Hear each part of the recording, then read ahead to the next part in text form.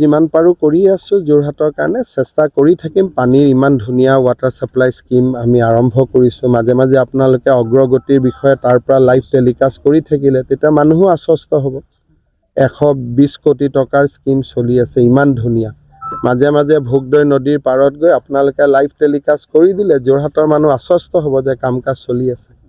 Sir, আপুনি যেহেতু বহু ৰাজ্যত ষ্টাৰ কেম্পেইনাৰ হিচাপে নিৰ্বাচনী প্ৰচাৰ চলায়, এইবাৰ আপুনি আমাৰ অসমত ষ্টাৰ কেম্পেইনাৰৰ তেনেকুৱা?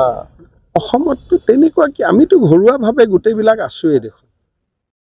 আমাৰ অসমখন কেনেকুৱা এটা পৰিয়ালৰ দৰে, আমিতো চব ইয়াত লাগিয়ে আছোঁ, চব সদায় ইটো ইজনে সিজনে। আমাৰ ইয়াততো তেনেকুৱা কোনো অসুবিধা নাই।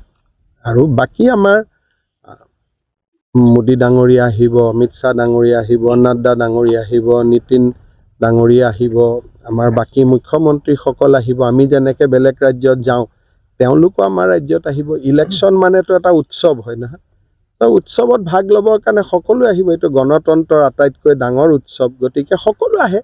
আমিও যাওঁ, তেওঁলোকো আহিব, কংগ্ৰেছৰো আহিব, বেলেগ লেফ্ট পাৰ্টিৰো আহিব, সকলো আহে। ইলেকশ্যনৰ কেইদিনটোতো মানুহ আহেই।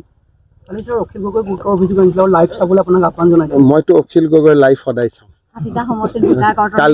কালি ৰাতি মই অখিল গগৈৰ লাইভ চাইছোঁ। দিনটো মোৰ বহুত ভাগৰ লাগি আছিলে। কালি মই ৰাতিপুৱা ৱাল ৰাইটিং, তাৰপিছত মই গ'লোঁ আপোনাৰ মঙলদৈ, তাৰপিছত গ'লোঁ মই সৰু পথাৰত প্ৰায় 7টামান অনুষ্ঠানত ভাগ ল'লোঁ। তাৰ পৰা মই গাড়ী দি আকৌ ৰাতি গ'লোঁ কলিয়াবৰ 2-3টা অনুষ্ঠান। গতিকে গা পা ধুয়ে প্ৰথম মই অখিল গগৈৰ অনুষ্ঠানটোৱে শুনিছোঁ। আৰু অখিল গগৈৰ অনুষ্ঠানটো শুনিলে ৰাতি ধুনীয়াকৈ টোপনি আহে। তাৰ মাজতে কাৰোবাক কুকুৰ ক'ব, কাৰোবাক জহনী ক'ব, ভাল লাগে শুনি। গতিকে অখিল গগৈ এতিয়া মইতো অখিল গগৈ কোনোবা দিনা লাইভ আৰু প্ৰেছ কনফাৰেন্স নকৰিলে মই বেয়া পাওঁ। মই পীযুষক কওঁ যে খবৰ লতাৰ গা বেয়া নেকি। গতিকে তেওঁ লাইভ আৰু কৰিব, আৰু আপোনালোকেও শুনিব, স্বাস্থ্য ভাল হ'ব। কাৰণ আপোনালোকৰো বহুত টেনশ্যন হৈ থাকে ন গোটেই দিনটো। গতিকে ৰাতি গা পা ধুই অখিল গগৈৰ প্ৰেছ কনফাৰেন্স শুনিব, লাইভ শুনিব, কমেণ্টবিলাকো চাই থাকে। আৰু যোনে কমেণ্ট দিয়ে তাৰ ওপৰতো কমেণ্ট দিয়ে। ফেচবুকত হওক মই লাইভ কৰিলোঁ, মোক কমেণ্ট দিলে মানুহে, অখিল গগৈ কমেণ্টৰ ওপৰত কমেণ্ট দিয়ে, বহুত ভাল লাগে। Mobile plus physiotherapy wellness and rehabilitation centre, দক্ষিণ কামৰূপৰ ব্যৱসায়িক প্ৰাণকেন্দ্ৰ বিজয়নগৰৰ লগতে VIP চক আৰু গুৱাহাটী মালিগাঁও পাণ্ডৱনগৰত থকা তিনিওখন ক্লিনিক বৰ্তমান প্ৰায় 20 বছৰৰ অভিজ্ঞতা পুষ্ট তথা এতিয়ালৈকে প্ৰায় 40,000 ৰোগীক সুস্থ কৰি তোলা ডক্টৰ পল্লৱী নাথৰ তত্বাৱধানত চলি আছে।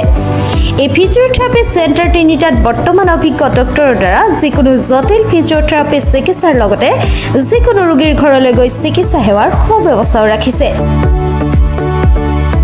আমাৰ ঠিকনা mobile plus physiotherapy wellness and rehabilitation centre, opposite ওপৰশালী বিজয়নগৰ SBI ব্ৰাঞ্চ।